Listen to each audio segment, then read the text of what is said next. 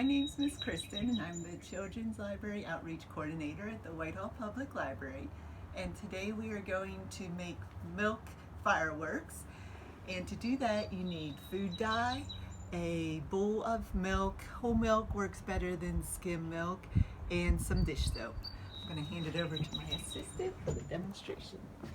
So to start, you're going to take your colors and drop them around the center. And the reason why this works is because milk is primarily made up of water, and water tends to stick together. We call that surface tension. And dish soap is a surfactant, which means it breaks surface tension. So that means whenever we take the soap,